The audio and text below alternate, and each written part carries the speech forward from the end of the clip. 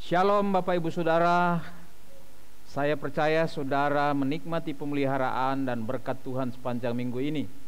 Judul firman Tuhan hari ini adalah, apakah Anda orang yang diberkati Tuhan? Setiap orang pasti merindukan kehidupan yang diberkati, dan itu pengharapan dari semua orang yang mencari Tuhan. Bahkan orang-orang yang tidak mencari Tuhan pun selalu rindu kehidupannya diberkati. Artinya dalam pengertian umum adalah kehidupannya selalu berhasil. Itulah pemahaman banyak orang tentang diberkati Tuhan. Tapi apakah memang seperti itu kehendak dan rencana Tuhan dalam hidup kita, dan pemahamannya seperti itu di dalam Alkitab? Mari Bapak Ibu Saudara, kita membaca firman Tuhan di dalam Yeremia pasal 17 ayat 7 dan 8. Diberkatilah orang yang mengandalkan Tuhan, yang menaruh harapannya pada Tuhan. Ia akan seperti pohon yang ditanam di tepi air, yang merambatkan akar-akarnya ke tepi batang air, dan yang tidak mengalami datangnya panas terik, yang daunnya tetap hijau, yang tidak khawatir dalam tahun kering, dan yang tidak berhenti menghasilkan buah. Bapak Ibu Saudara, kebenaran ini selalu dikutip dalam khotbah-khotbah, pengajaran-pengajaran terhadap orang-orang percaya kepada Tuhan. Sebenarnya seperti apakah situasinya sehingga ayat ini diberikan Tuhan melalui Nabi Yeremia? Seperti Bapak Ibu Saudara tahu bahwa Yeremia itu adalah seorang nabi peratap, nabi yang selalu menangis oleh karena nasib bangsanya. Dia dipanggil oleh Tuhan pada usia yang masih sangat muda, pada usia sekitar 21 tahun. Dia melayani khusus di antara bangsa Yehuda bagian Israel bagian selatan yang beribu kota Yerusalem, dan dia menjadi seorang nabi bagi 5 orang raja Yehuda sampai pada pembuangan suku Yehuda ini ke Babel pada tahun 587. Pada saat firman Tuhan ini muncul, situasi bangsa Israel atau bangsa Yehuda khususnya itu berada di dalam ancaman bangsa Babel dan bangsa Asyur. Mereka begitu jahat di hadapan Tuhan. Orang Yehuda juga begitu jahat di hadapan Tuhan. Mereka menjauh dari Tuhan. Mereka tidak lagi menaruh pengharapannya kepada Tuhan. Mereka merasa hebat, merasa kuat, dan itu sebabnya mereka lebih mengandalkan diri mereka, kekuatan mereka, kemampuan mereka daripada mengandalkan Tuhan. Bahkan mereka menyembah berhala-berhala. Mereka juga kemudian dalam keadaan terdesak, mereka mulai ketakutan, tapi bukannya mencari Tuhan, malah mereka mencari perlindungan kepada Mesir. Nah Bapak Ibu Saudara, dalam situasi seperti inilah firman Tuhan datang kepada Nabi Yeremia. Nabi Yeremia mengungkapkan di dalam ayat 5-6 tentang kutuk bagi mereka oleh karena mereka tidak lagi mengandalkan Tuhan. Nah saudara, saya tidak akan membahas panjang lebar tentang kenapa dan bagaimana bangsa ini dikutuk oleh Tuhan. Lebih tepat saya gunakan istilah tidak diberkati oleh Tuhan. Kenapa saudara? Karena ada 3 hal prinsip yang membuat bangsa ini tidak dicintai Tuhan, dalam pengertian tidak disertai Tuhan, tidak dilindungi Tuhan, dan tidak diberkati oleh Tuhan. Yang pertama, bahwa bangsa ini menjauh dari pengharapan kepada Tuhan, lalu beralih mengandalkan kekuatan lain, kuasa lain, pengharapan lain selain daripada Tuhan. Dalam Yeremia 2 ayat 18, Tuhan datang kepada mereka dan berkata, apakah untungmu untuk pergi ke Mesir, hendak meminum air sungai Nil? Apakah untungmu pergi ke Asyur, hendak meminum air sungai Efrat? Artinya bahwa Apa yang kau cari di sana?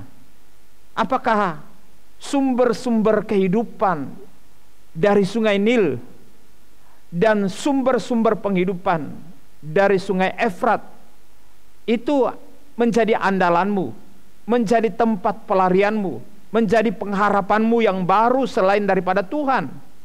Ayat 18 berkata dalam Yeremia 42, seperti tercurahnya murkaku dan kehangatan amarahku ke atas penduduk Yerusalem, demikianlah akan tercurah kehangatan amarah ke atas kamu apabila kamu pergi ke Mesir. Kamu akan menjadi kutuk, kengerian, dan kutukan dan aib. Kamu tidak akan melihat tempat ini lagi. Dan itu terjadi ketika bangsa Yehuda ini kemudian dibuang selama 70 tahun ke Babel atau Persia. Bapak ibu saudara yang dikasihi Tuhan, seringkali sebagai umat Tuhan kita tidak menaruh pengharapan kita kepada Tuhan. Ketika kita mungkin sudah berhasil, ketika mungkin kita sudah sukses, kita mungkin baik-baik saja, kita tidak lagi mengharapkan Tuhan. Malah kita berpikir bahwa prospek-prospek lain di luar Tuhan bisa kita upayakan untuk tambah-tambah, mungkin seperti itu. Seperti umat Tuhan pada waktu itu pergi ke Mesir, apakah mengharapkan penghidupan dari sungai Nil? Karena bagi orang Mesir, sungai Nil adalah sumber kemakmuran mereka. Itu sumber pengharapan mereka. Ada dewa-dewa yang mereka sembah dari sungai Nil, karena mereka percaya bahwa dari sungai Nil mereka mendapat hidup. Dan orang Yehuda juga berpikir seperti itu. Bahkan kalau kita baca kitab Yesaya, bukan cuma itu, ayat 1 katakan, celakalah orang-orang yang pergi ke Mesir minta pertolongan, yang mengandalkan kuda-kuda, yang percaya kepada keretanya yang banyak, dan kepada pasukan berkuda yang begitu besar jumlahnya, tetapi tidak memandang kepada yang Maha Kudus Allah Israel, dan tidak mencari Tuhan. Sikap dan perilaku orang Yehuda ketika kemudian ada ancaman-ancaman dari bangsa Asyur, ancaman-ancaman dari bangsa Babel yang sangat besar dan sangat berpengaruh, satu kekuatan dunia pada waktu itu. Mereka penguasa dunia pada waktu itu. Ketika mereka dalam kondisi seperti itu, mereka berpikir bahwa Mesir punya pasukan yang sangat besar, punya kuda-kuda, kereta-kereta yang sangat banyak, dan tidak lagi memandang kepada Tuhan dan tidak mencari Tuhan. Bukannya seperti Yosafat pada pemerintahan Yosafat sebelumnya. Mereka mencari Tuhan, mereka berseru kepada Tuhan, mereka berpuasa kepada Tuhan, sebagai bentuk pengharapan mereka hanya kepada Tuhan. Mereka berseru kepada Tuhan, tidak minta pertolongan kepada bangsa lain. Tapi pada zaman Nabi Yeremia, di mana raja-raja seperti Yosia, Yoahas, Yoyakim, Sedekia, mereka semua adalah raja-raja yang ditegur oleh Tuhan oleh karena mereka tidak mencari Tuhan. Mereka tidak berharap kepada Tuhan. Mereka tidak mengandalkan Tuhan, tetapi mengandalkan bangsa lain. Apalagi bangsa Mesir adalah bangsa dari mana bangsa Israel itu dilepaskan. Tapi kenapa mereka justru kembali kepada bangsa Mesir? Ini mempermalukan Tuhan, ini mengkhianati Tuhan. Yang kedua adalah bahwa sikap umat Tuhan pada waktu itu yang tidak diberkati oleh Tuhan adalah mereka tidak peduli kepada Tuhan. Mereka lebih mengandalkan kekuatannya dan kemampuan mereka sendiri. Kita baca dalam Yeremia pasal 8 ayat 19a, dengar seruan putri bangsaku minta tolong dari negeri yang jauh. Tidak adakah Tuhan di Sion? Tidak adakah rajanya di dalamnya? Artinya mereka tidak mengakui Tuhan sebagai raja, sebagai penguasa. Ada Tuhan tapi mereka mengabaikan. Ada rajanya yaitu Tuhan tapi mereka mengabaikan. Tidak peduli kepada rajanya. Mereka tidak mentaati rajanya. Mereka tidak submit kepada rajanya. Mereka tidak hormat kepada rajanya, tidak mencari rajanya. Itu berarti bahwa mereka tidak mempercayai kuasa, kedaulatan, kehebatan, kemampuan daripada rajanya yaitu Tuhan sendiri. Dan Tuhan tidak memberkati orang-orang seperti ini. Bagaimana dengan saudara? Yang ketiga adalah bahwa Tuhan tidak memberkati orang Israel atau orang Yehuda pada waktu itu karena pengkhianatan mereka. Mereka berzina secara rohani. Hati mereka menjauh daripada Tuhan. Dalam ayat 19b dari pasal 8 dikatakan, "Mengapakah mereka menimbulkan sakit hatiku dengan patung-patung mereka, dengan dewa-dewa asing yang sia-sia?" Rupanya bangsa Yehuda ini telah menyakiti hati Tuhan dengan cara mereka menyembah berhala-berhala. Mereka menyembah dewa-dewa asing. Bapak ibu saudara yang dikasihi Tuhan, apakah saudara adalah orang yang diberkati oleh Tuhan? Kalau saudara adalah orang yang diberkati oleh Tuhan, saudara tidak akan punya kehidupan yang seperti umat Yehuda pada waktu itu. Mereka menyakiti hati Tuhan. Mereka punya dewa-dewa, mereka punya berhala-berhala. Saudara, saya berharap bahwa kita semua yang hadir saat ini, yang mendengar firman Tuhan, tidak punya berhala. Apakah berhala? Berhala adalah segala sesuatu yang kita anggap sebagai tuan, kita anggap sebagai bos, sebagai penguasa, sebagai andalan dalam hidup kita.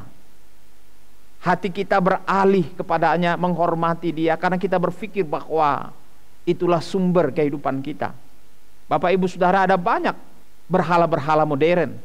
Tidak seperti pada masa itu adalah patung-patung, dewa-dewa, sesembahan-sesembahan, dan segala sesuatu dalam bentuk klinik, jimat, dan ilmu-ilmu setan lainnya. Tapi untuk zaman modern ini, ada banyak penyembahan-penyembahan berhala modern.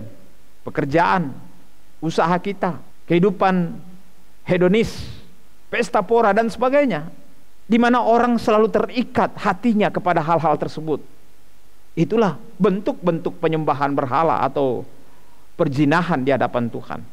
Nah, Bapak Ibu Saudara yang dikasihi Tuhan, sebenarnya apakah arti diberkati Tuhan? Kalau tadi kita mendengar firman Tuhan, orang tidak diberkati oleh Tuhan karena 3 hal. Sebenarnya bagaimana pengertian firman Tuhan tentang diberkati atau berkat? Dalam bahasa aslinya, sebenarnya kata diberkati atau berkat itu artinya berlutut, tunduk, taat, menyembah kepada Allah atau berada di hadapan Allah. Itu juga mempunyai pengertian menjalin kedekatan yang sangat kuat dengan Allah. Pemahaman ini itu sama ketika Tuhan berfirman kepada Abraham, Tuhan memberkati Abraham. Artinya Abraham menjalin hubungan yang erat, hubungan yang dekat dengan Tuhan. Dan Abraham menunjukkan bukan hanya dengan sikap, tetapi perbuatannya. Sikap berlutut, menyembah, mendekat kepada Tuhan, dan menjadikan dia penguasa di dalam hidupnya. Itulah orang yang diberkati oleh Tuhan. Dan itu sebabnya Abraham disebut sebagai sahabat Allah. Jadi orang yang diberkati Tuhan berarti penyembah Allah. Orang yang diberkati Tuhan adalah orang yang disenangi oleh Tuhan. Orang yang diberkati Tuhan adalah orang yang disertai oleh Tuhan. Tuhan dekat dengan orang-orang ini. Itulah artinya orang diberkati. Nah, banyak orang berpikir bahwa berkat itu artinya kaya, hebat, selalu punya ini, punya itu. Tidak. Diberkati adalah artinya disertai Tuhan. Dalam perjanjian lama, kutuk atau tidak diberkati itu berarti mengalami segala bentuk kenistaan, bahkan selalu mempunyai konotasi mati atau binasa. Kalau kita pelajari korban-korban dalam perjanjian lama, ketika orang-orang Israel mempersembahkan korban, itu sebenarnya korban itu adalah korban kutuk pengganti. Jadi ketika saya berbuat dosa, saya mempersembahkan korban, lalu kemudian sebelum saya mempersembahkan korban itu, binatang itu, domba itu, saya meletakkan tangan pada korban itu. dan semua dosa-dosa saya turun kepada korban itu. Semua kutuk saya turun kepada korban itu. Dan ketika selesai prosesnya, korban itu menjadi pengganti saya, sehingga saya tidak lagi dihukum, tetapi binatang ini yang dihukum atau dikutuk sampai mati, sampai habis, dibakar sampai habis. Nah, itu gambaran tentang Yesus yang rela terkutuk di kayu salib menggantikan kita. Dan itu sebabnya di dalam Perjanjian Baru bagaimana kisah tentang Yesus berada di atas kayu salib, dia berseru, "Lama sabachthani, mengapa engkau meninggalkan aku?" Kenapa? Karena ia berada pada posisi dikutuk. Kenapa biar berada pada posisi dikutuk? Karena dosa-dosa kita semua ditimpakan kepadanya. Seperti dalam Perjanjian Lama, korban-korban itu menerima kutuk kita. Jadi korban itu adalah pengganti kita, sehingga kita tidak perlu dikutuk. Dan itu telah digenapi oleh Yesus Kristus sekali untuk selama-lamanya. Nah, Bapak Ibu Saudara, bagi orang yang percaya kepada Yesus, Roma pasal 8 ayat 1 katakan, tidak ada lagi kutuk bagimu. Artinya tidak disertai oleh Tuhan, tidak melekat kepada Tuhan, tidak disenangi oleh Tuhan, tidak dekat melekat kepada Tuhan. Bapak Ibu Saudara yang dikasihi Tuhan, sebaliknya kutuk itu sama seperti dijauhi Allah atau mendapat hukuman dari Allah. Dalam bahasa aslinya itu mempunyai pengertian dijijikkan oleh Allah atau Tuhan jijik kepadanya, dan itu sebabnya Tuhan menjauhinya. Itu artinya dikutuk, ya. Jadi itu berarti juga Tuhan tidak lagi peduli kepada dia. Kenapa? Karena ia merasa tidak membutuhkan Tuhan. Mereka lebih mengandalkan manusia daripada mengandalkan Allah. Bapak Ibu Saudara yang dikasihi Tuhan, lalu sebenarnya seperti apa orang yang diberkati oleh Tuhan? Di dalam ayat 7 dikatakan, diberkatilah orang yang mengandalkan Tuhan, yang menaruh harapannya pada Tuhan. Rupanya orang yang diberkati adalah orang yang mengandalkan Tuhan dan menaruh pengharapannya kepada Tuhan. Orang yang mengandalkan Tuhan adalah orang yang sangat bergantung kepada Tuhan, orang yang sangat berharap kepada Tuhan, orang yang melekat kepada Tuhan, orang yang submit kepada Tuhan, orang yang menyembah, menjadi penyembah Tuhan, dan orang yang disertai Tuhan. Karena apa? Karena disenangi oleh Tuhan. Daud disenangi oleh Tuhan, Yesus juga disenangi oleh Bapa. Kalau saudara adalah orang yang mengandalkan Tuhan dan berharap kepada Tuhan sepenuhnya, saudara pasti melibatkan Tuhan dalam setiap aspek hidupmu, besar atau kecil kehidupan saudara. Mulai dari saudara bangun dan apapun yang kau kerjakan, bahkan nafas, setiap tarikan nafas saudara adalah saudara dedikasikan sebagai bentuk pengandalan kepada Tuhan. Saudara dedikasikan untuk hormat dan kemuliaan Tuhan. Saudara adalah orang yang disenangi Tuhan. Dan firman Tuhan berkata selanjutnya ayat 8 bahwa orang itu seperti pohon yang ditanam di tepi aliran air. Orang seperti ini akan mudah menjalani kehidupan. Ia tidak akan mengalami kesulitan-kesulitan yang membuat dia tidak berbahagia dan tidak menikmati hidupnya berada di dalam rancangan Tuhan. Ia tidak akan khawatir terhadap masalah apapun. Bukan berarti bahwa tidak ada masalah, bukan berarti tidak ada persoalan terjadi dalam hidupmu, tapi seringkali persoalan itu adalah cara Allah untuk menyatakan kuasanya, kehadirannya, pembelaannya, pertolongannya, kehadirannya atas hidup saudara. Saudara akan melihat seperti apa Tuhan ketika engkau menghadapi persoalan. Dan Tuhan akan melihat seperti apa engkau ketika menghadapi persoalan. Apakah memang engkau beriman kepada Tuhan? Apakah memang engkau mengandalkan Tuhan, atau mengandalkan dirimu, atau mengandalkan manusia? Atau ada berhala-berhala lain dalam hidupmu yang engkau andalkan? Firman Tuhan mengajarkan kepada kita bahwa orang yang diberkati oleh Tuhan, Tuhan akan membuat dia berhasil mengatasi persoalan-persoalannya.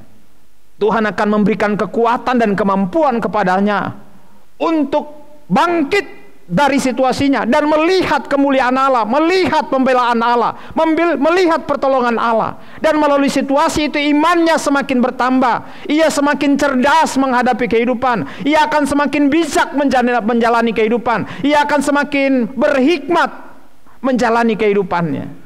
Dan itu yang membuatnya semakin melekat kepada Tuhan. Orang yang diberkati Tuhan, Mazmur 91 katakan, hatinya melekat kepadaku.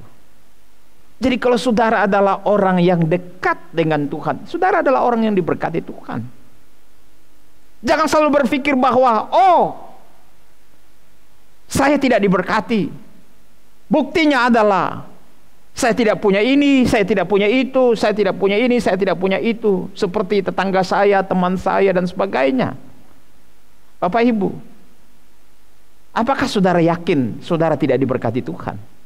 Ketika Yesus hidup di dunia, untuk membayar pajak, pas-pas dia menyuruh Petrus untuk memancing ikan, dan di mulut ikan itu ada tersedia koin, cukup untuk membayar pajaknya Yesus kepada Kaisar. Dan dia berkata, bayarlah kepada Kaisar apa yang Kaisar punya, bayarlah kepada Tuhan apa yang Tuhan punya. Tuhan memberkati saudara untuk cukup memberi kepada Kaisar dan memberi kepada Tuhan. Kenapa? Karena saudara melekat kepada Tuhan. Dan itulah orang yang diberkati Tuhan. Bukan berarti melimpah ini, melimpah itu, melimpah ini, melimpah itu. Seringkali orang selalu punya modus melakukan ini, melakukan itu kepada Tuhan, supaya diberkati ini, diberkati itu, diberkati, hanya untuk memuaskan hawa nafsunya menjadi kaya dan menjadi hebat, supaya dipandang, dilihat orang. Dalam Mazmur 91:14 bahwa sungguh hatinya melekat kepadaku, maka aku akan meluputkannya, aku akan membentenginya, sebab ia mengenal namaku. Artinya lekat dengan Tuhan, memiliki hubungan erat dengan Tuhan, dan Tuhan membentenginya, Tuhan melindunginya.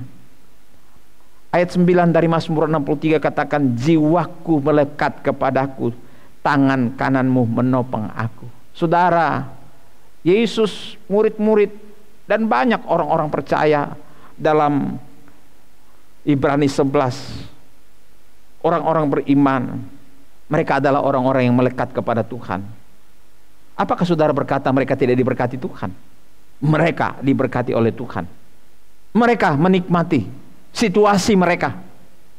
Mereka menikmati, merasa bangga dianiaya karena Tuhan. Itu adalah berkat Tuhan bagi mereka. Karena nama Tuhan, karena pemberitaan Injil, mereka mengalami banyak persoalan hidup, seperti yang dialami oleh para nabi, para rasul. Paulus juga mengalami. Jiwa mereka melekat kepada Tuhan, dan Tuhan memberkati mereka. Kenapa? Mereka bahagia. Mereka merasa bahagia, menikmati situasi yang mereka hadapi, karena mereka tidak memandang berkat Tuhan hanya atas dasar apa yang dilihat oleh mata, tapi memandang berkat Tuhan itu jauh ke depan. Kalau kita baca Galatia 3 ayat 9, orang yang diberkati Tuhan adalah orang yang beriman. Jadi mereka yang hidup dari iman, mereka lah yang diberkati bersama-sama dengan Abraham yang beriman itu. Jadi kalau saudara adalah orang yang beriman, saudara adalah orang yang diberkati seperti Abraham. Tahu saudara, Abraham belum memiliki seluruh tanah yang dijanjikan Allah itu sampai pada matinya, sampai pada zamannya Ishak, sampai pada zamannya Yakub. Nanti ketika Yakub sekeluarga pindah ke Mesir, lalu kemudian menjadi bangsa yang besar di sana, mereka pulang dibawa oleh Tuhan ke tanah yang dijanjikan kepada Abraham, Ishak, Yakub. Barulah mereka memiliki semua tanah yang dijanjikan oleh Allah kepada mereka melalui penaklukan-penaklukan. Tuhan menjamin. Tapi itu maknanya jauh melebihi daripada apa yang kelihatan. Karena yang dimaksud di sini adalah penyertaan Allah. Saudara, penyertaan Allah itu melebihi daripada sekedar apa yang kita lihat, apa yang kita pikirkan. Itulah berkat Tuhan yang melimpah. Dan saudara akan mengalami itu dalam hidupmu. Apa yang saudara alami di dunia saat ini, berkat-berkat Tuhan yang cukup bagi saudara, itu hanya bonus-bonus saja, tapi bukan aslinya. Bapak ibu saudara, firman Tuhan berkata dalam Efesus 1 ayat 3, terpujilah Allah dan Bapa Tuhan kita Yesus Kristus, yang dalam Kristus telah mengaruniakan kepada kita segala berkat rohani di dalam sorga. Ada amin saudara? Saudara, ada satu lagu berkata begini, apa artinya hidup ini tanpa Yesus kau miliki? Apa artinya kekayaan tanpa Yesus kau miliki? Bila saatnya telah tiba, engkau dipanggil olehnya, maka semua yang kita miliki tak akan berarti lagi. Bapak ibu, bukan berarti bahwa kita tidak membutuhkan segala sesuatu di dunia ini, tapi jangan mengikatkan dirimu, menaruh pengharapanmu kepada semua ini. Ada berkat Tuhan yang jauh lebih daripada apa yang saudara lihat dengan matamu dan mampu saudara pikirkan dengan pikiranmu. Berkat Tuhan itu adalah berkat yang kekal, yang tersedia di sorga bagi kamu. Amin saudara.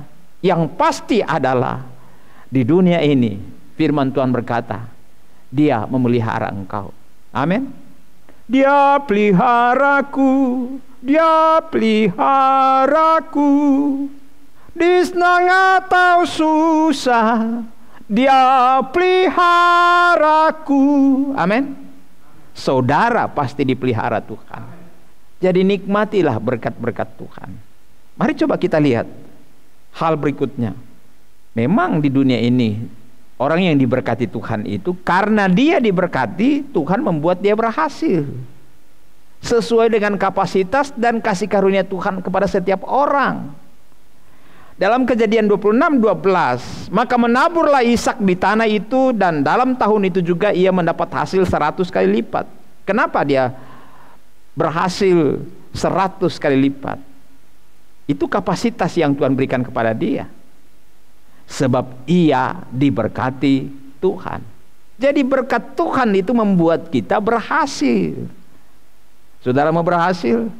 Jadilah orang yang diberkati, orang yang melekat kepada Tuhan, orang yang cinta Tuhan, orang yang tunduk submit kepada Tuhan, orang menjadi penyembah melekat di hati Tuhan. Itulah orang yang diberkati. Kalau Amsal berkata dalam 10:22, karena orang itu diberkati Tuhan, maka ia menjadi kaya. Jadi berkat Tuhan membuat orang kaya, bukan karena upayanya, bukan karena susah payahnya, tetapi karena ia diberkati oleh Tuhan. Karena ia diberkati oleh Tuhan, hidupnya dekat dengan Tuhan, melekat kepada Tuhan, disenangi oleh Allah, disertai oleh Allah. Dan apa yang terjadi? Tuhan membuat dia berhasil. Dan firman Tuhan berkata selanjutnya, susah payah tidak akan menambahinya. Artinya, seperti apapun engkau bekerja dan berusaha, kalau engkau bukan orang yang diberkati oleh Tuhan, engkau tidak akan bisa berubah. Tetapi jika engkau diberkati oleh Tuhan, percayalah, Tuhan akan membuat engkau berhasil. Bapak ibu saudara yang dikasihi Tuhan, bagaimana saudara diberkati oleh Tuhan? Saudara beriman kepada Yesus Kristus. Dan saudara tidak hanya dibuat Tuhan menikmati pemeliharaannya, tetapi lebih daripada apa yang engkau bisa pikirkan, lebih daripada apa yang engkau bisa lihat, Tuhan sediakan. Dalam Matius 25:34 dikatakan, dan raja itu berkata kepada mereka yang di sebelah kanannya, mari hai kamu yang diberkati, orang yang diberkati oleh Tuhan. Kenapa orang itu diberkati? Karena orang itu dekat, melekat kepada Tuhan, tunduk taat kepada Tuhan, disertai, dilindungi, disenangi oleh Tuhan. Firman Tuhan berkata selanjutnya, terimalah kerajaan yang telah disediakan bagimu sejak dunia dijadikan. Ini semua disediakan oleh Allah bagi saudara. Inilah yang membuat para nabi, para rasul tidak takut dibunuh, menjadi syahid, disiksa, dianiaya, tidak takut menderita. Banyak orang Kristen takut menderita, takut dianiaya, takut mengalami hal-hal seperti ini karena iman mereka hanya kepada apa yang mereka bisa lihat dan mampu pikirkan, bukan kepada yang tak ternilai, tak terhingga yang disediakan Tuhan di balik segala sesuatu yang kelihatan saat ini. Saya berdoa saudara menjadi orang-orang yang diberkati oleh Tuhan. Saudara menjadi orang-orang yang menikmati berkat Tuhan. Karena saudara adalah orang yang percaya, mengandalkan Tuhan, dekat melekat kepada Tuhan, disenangi oleh Tuhan, dan seperti Abraham menjadi sahabat Allah. Allah Immanuel selalu menyertai, dan itu sebabnya saudara akan dibuat berhasil sampai ke dalam kekekalan. Harapkanlah Tuhan, bukan hanya untuk hal-hal yang sementara di dunia ini, tapi harapkanlah Tuhan untuk hal-hal yang tak ternilai, tak terhingga yang disediakan Tuhan bagi saudara, seperti firman Allah tadi. Berkat yang disediakan bagi saudara di sorga, Tuhan sudah sediakan bagi saudara. Tuhan memberkati saudara. Tuhan memberkati saudara yang beriman. Amin.